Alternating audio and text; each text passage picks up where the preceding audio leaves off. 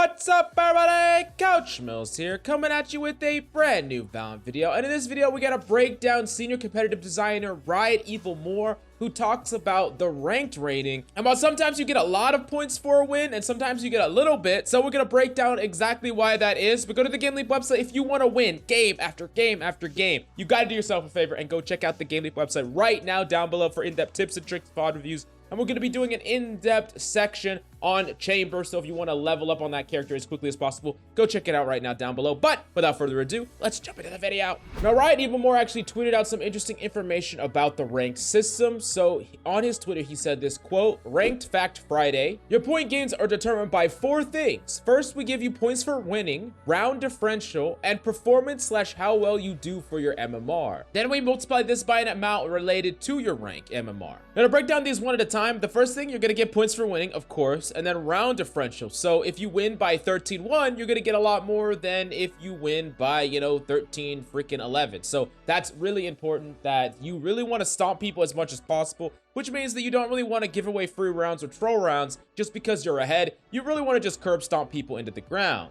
Now, the performance / how well you do for your MMR, he talks about that more in a second, so we're going to talk about that when we get to that in the Twitter thread. The next thing he says is, quote, "It's always worth it to play out matches if you think you could take some rounds. The more rounds you can win back, the less round rating you lose." So this is a really big incentive for you. If you are freaking 0-5, right? I know sometimes it's easy to give up or surrender, but you're going to lose the maximum amount if you do that. And oftentimes, if you can win back 5, 6, 7 rounds, it's 100% worth it to stay in that game, because you're going to be losing a lot less, which can really add up over the course of many games. At the end of the day, you're not really trying to fight for wins or losses in Valorant as much as you're trying to fight for individual round wins. So if you look and you really notice your analytics and you look into your past games, maybe you won like 7 games and you lost 5, but the ones you won were close, and the ones you lost, you gave up right off the bat and you just lose by a landslide. Really, those 5 losses might be the same impact as those 7 wins. So it's really important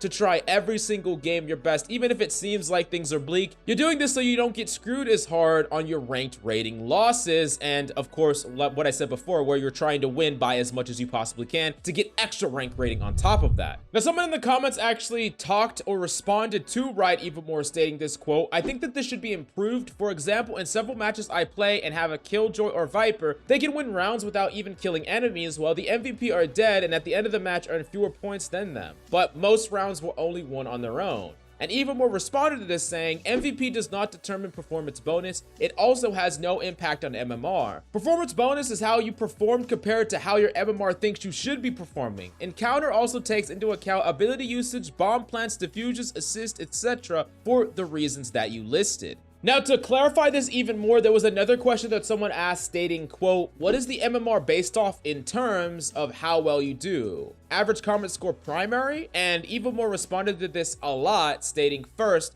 average combat score is just a stat. It is not related to MMR change in any way." And then the follow-up question was, okay, I'll rephrase. "What stats are used to measure MMR, bomb plants, kills, assists, diffuse, all of the above?" And Even More responded to this very interestingly, saying this, quote, "This is a really deep question, but you have 2 MMRs, win and loss and encounter. Your MMR is a combo of both of them. Encounter MMR is more complex, but it takes into account everything you do in a match. Assists, kills, bomb plants, ability usage, etc. can impact encounter.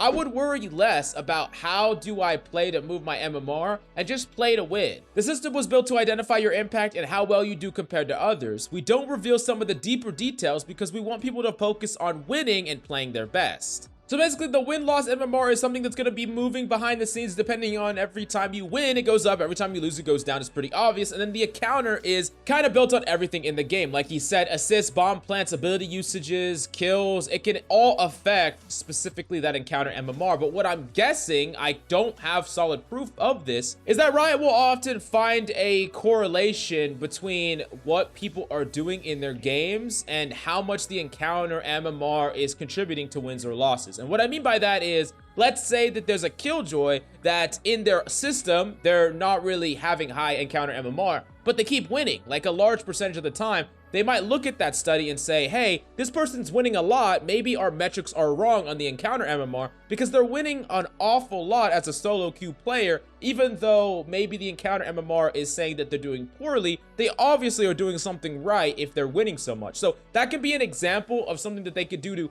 constantly keep track and update and change their encounter MMR, which I'm sure they've done many times throughout the course of the game. And mainly, they're not telling us specifically what actually encompasses encounter MMR, because then you'll see people doing really niche things or specific things, or playing in a way that is not 100% towards the win, because maybe doing something slightly different would give them more MMR, and it would just be a catastrophe if that ever got leaked or people knew exactly what they needed to do to mess with their MMR. And it doesn't really make that much sense, because at the end of the day, it doesn't matter what role you're on. If you're winning more, you're going to have a high MMR for the win-loss MMR if you're winning more on average. And there's going to be a little bit of trust in Riot as a whole to make sure that regardless of the role you're playing, even if you're not fragging out, they are giving you the appropriate amount of MMR to match your impact level, which I'm pretty sure they're doing pretty correctly, even if maybe some other roles have some slight benefits in that encounter MMR. It's not enough to make or break you. If you're a good player, you're going to climb, and if you're performing above and beyond, you're going to climb regardless of the role you're in.